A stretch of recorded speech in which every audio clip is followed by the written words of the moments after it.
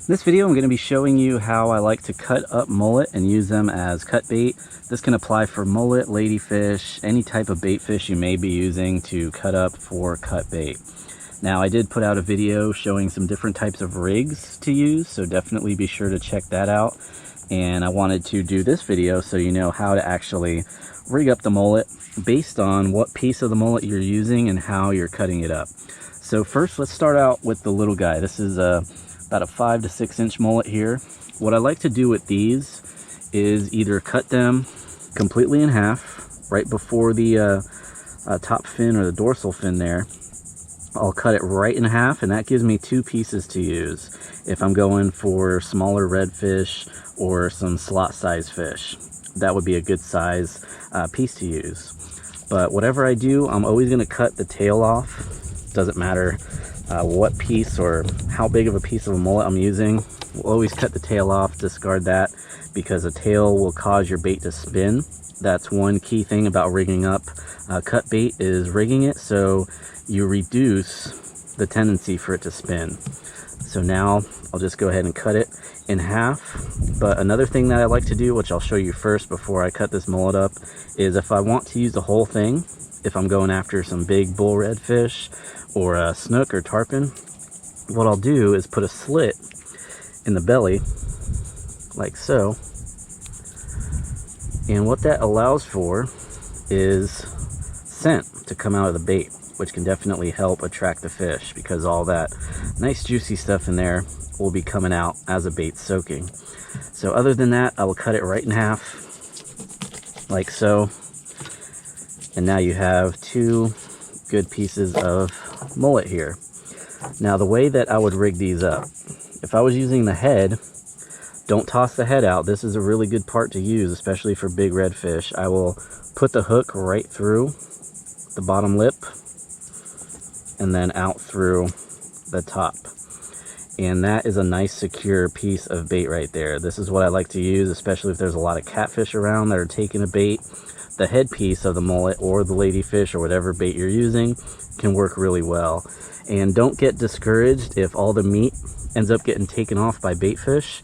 That head is still a good piece and it stays on there. You know, the baitfish can't pick the head off of the hook, so works out really well.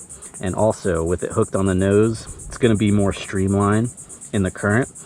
If you hook it from the back, it's going to cause a lot of resistance in the current, and you're just going to have a bait that's going to be constantly spinning. So definitely hook the head portion through the nose or the mouth. Now for the tail section, same thing when it comes to being streamlined. You don't want to hook it through the fat part or the part that's closer to the center of the body. What I like to do is go through the back end like so, through the meat, and then out through the scales or the outer skin. So through the meat, up through the top of the body, and out like so. And that makes a nice streamlined bait in the current. Now with these bigger mullet, you get more pieces out of them. You can usually get 3 good sections. I typically consider it the head section, then you have the mid section or the belly, and then you have the tail section. The tail section is typically going to be your most easiest section to use. That's usually what I use first. And again, I cut the tail off, discard that. And then for the tail section, I'll usually cut it right above that back fin. So right in front of that back fin, or in between that back fin and the middle dorsal fin. That'll give me a nice good chunk there. Then here, I will cut pretty much where that fin lays down, right where it lays down there. Cut that like so. Now you have that juicy centerpiece. And if you notice, if you cut it right, it'll have a wider opening in the front, narrow opening in the back. And I'm going to talk about this when it comes to casting to help keep that stomach contents in there. So when it is soaking, that definitely will help disperse scent. And then of course you have your head section. Same type of rigging with the head through the nose or the mouth, out through the top. For this middle section, I'll talk about that one here in a second. In the back section, same thing, going through the narrow part, through the meat, then out through the top like so. And something else to consider, notice the scales on the top of the hook there, the point of the hook, make sure you get those off, because if those stay on there, you could miss a hook set on a fish. So now with this really chunky part here, the midsection of the bigger mullet, I like to go through the side where the opening of the stomach is larger, as opposed to the back side, which would be closer to the tail.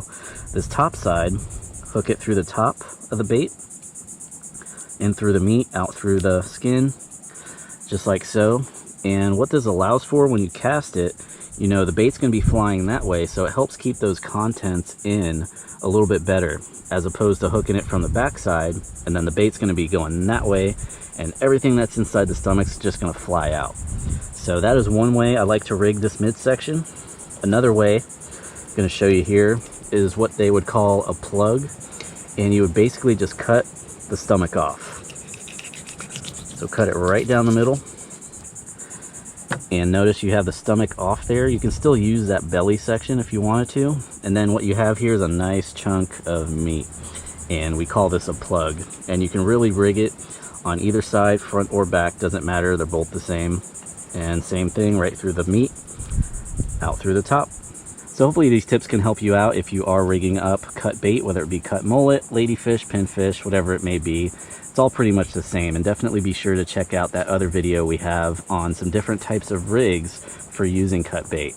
Now, another thing I want to mention is it's very important to be in an area where there are active feeding fish. If not, you're going to be catching catfish pretty much all day and a lot of bycatch. You want to be in an area where there's redfish. So if you need help figuring out the trends, where you should be fishing based on the time of year, season, time of day, weather, all those different factors come into play. So definitely be sure to check out our Salt Strong Insider Club, where we help you every week in dialing in those trends. So definitely check that out. So if you have any questions or comments, please feel free to leave them down below. Till next time, I'll see you on the next video.